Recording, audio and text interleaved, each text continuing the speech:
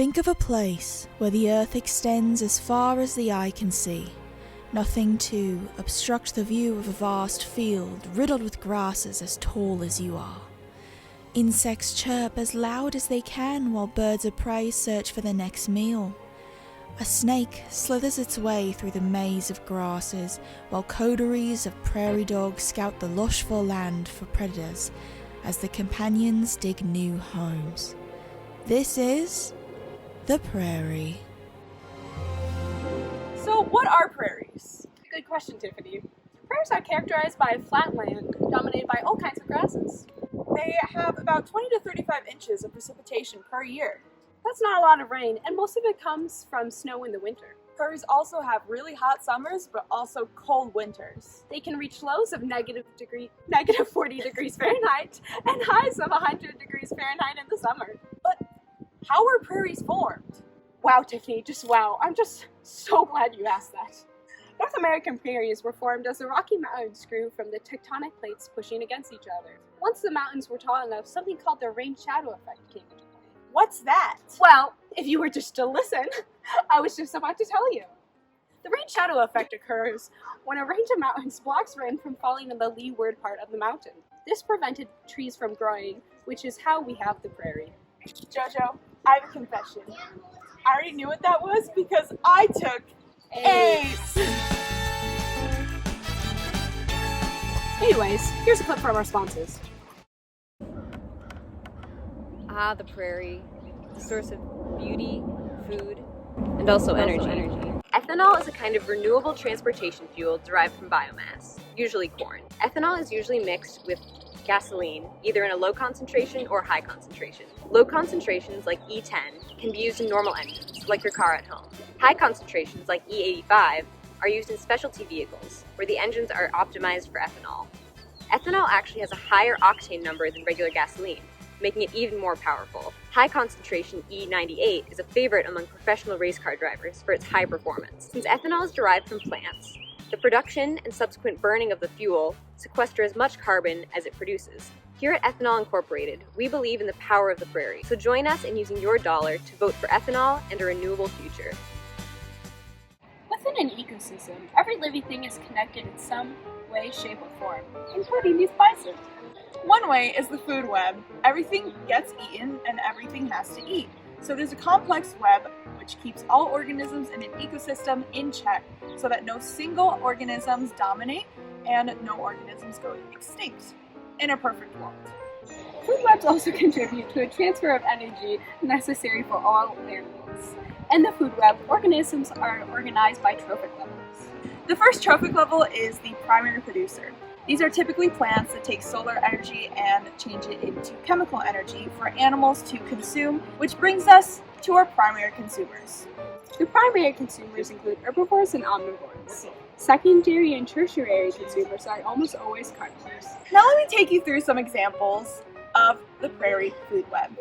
So starting off with primary producers, we have plants like big blue stem grass and prairie cornflower.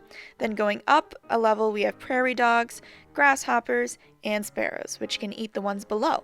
Then the same with ferrets and snakes, which are also carnivores, bison and pronghorn, and then we get to the very top level with mountain lions, coyotes, and birds of prey like the hawk. And then this brings us to a whole complicated food chain where there are arrows going in every direction. Of course, this is just the tip of the iceberg, but this shows how all the animals depend on each other. And here are some of the animals we managed to find. Bison! Prairie dog! Pronghorn! Coyotes! I hope you appreciate our effort! You know, bison are really important to me because my grandma.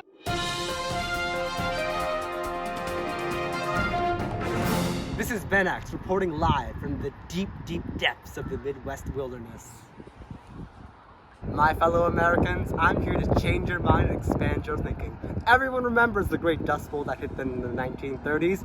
Well, I'm here to tell you, we should have another one! It's about 100 years since we've last had one, and I think that it's time that it strikes again. As high winds such as these ones and choking dust swept the entire region, this was caused by an entire decade of us just overgrazing the land, stripping the prairie grasses of naturally just existing there, and a decade of just straight up drought. So let's get you some history and context behind this. The Dust Bowl hit the southern plains in about the 1930s, and when it hit, devastating economic consequences followed suit. And currently, we have devastating economic consequences. So what I'm thinking is, we can take History Day to a whole new level by literally recreating it. If we do what we're doing, if we continue to be uneducated and support corporate America, not recycle and keep combusting our fossil fuels, and anytime soon, we're gonna have that next Dust Bowl. And I'm here to tell you, make it happen. Dust Bowl 2022. Thank you for your time. Are we back? Jojo. Oh God! Welcome back. Sorry about that. Now that we know how awesome prairies are, let's talk about how we're destroying them. One threat is invasive species. This often happens through travel or humans finding a way to bring non-native species to a new environment they take over. By displacing native species, we're creating an environment susceptible to invasive species. Typically, these invasive species are not equipped to be able to keep the environment intact as it is. Native species in the prairie have an extensive root system, which anchors soil and prevents erosion, compared to invasive species which have short roots leading to habitat loss. Another issue is agriculture, and we're going to introduce you to an individual who has first-hand experience, and he's going to tell you how the climate has affected life on the prairie. Thanks for meeting with us, Mr. Lech. Can you tell us about your recent experience as a prairie farmer? Why, yes, I can. Never in my 50 years of farming have I had such little rain and such hot weather. Now, my corn and soybeans ain't been able to grow past seedling before they give into that damn sun. I reckon it's those damn politicians regulating my water usage. Would you say there are any other factors contributing to your decrease in harvest? I said I would. The soil around here ain't be what it used to be when I first got it. It's hard and clumps together in big pieces the size of my head. Wow, how interesting. And you won't believe the amount of pests that I find in my crops. They're eating my harvest away before I can sell it. What techniques have you been using to get rid of them? I've been spraying my corn and soybeans with pesticides. It's real helpful at first, but they always come back stronger the next season, sometimes even the next few weeks. It is likely that Mr. Lech is experiencing the side effects of monocropping and a failure to rotate his crops properly. Mr. Lech farming only corn and soybeans is an example of a technique called monocropping.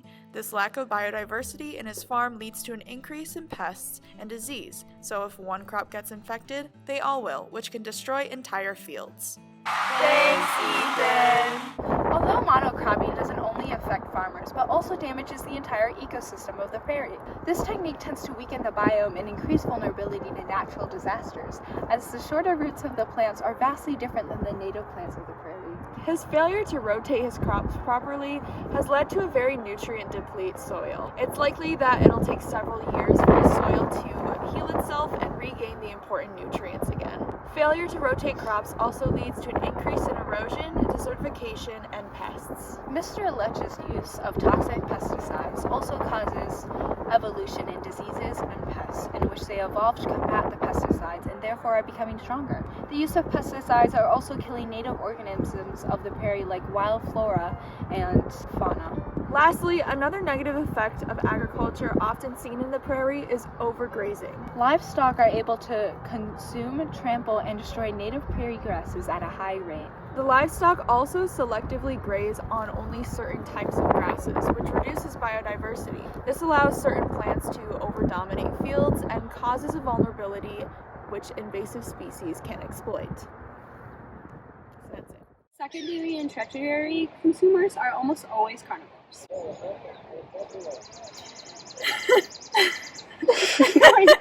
It's fine. Okay. I don't know how to say words. Tertiary. Okay. Tertiary consumers are almost always farmers. I can't speak. Secondary and tertiary consumers. Oh my god, that's a cool spider! One threat is invasive species. This often on how the climate is affecting his. Another issue is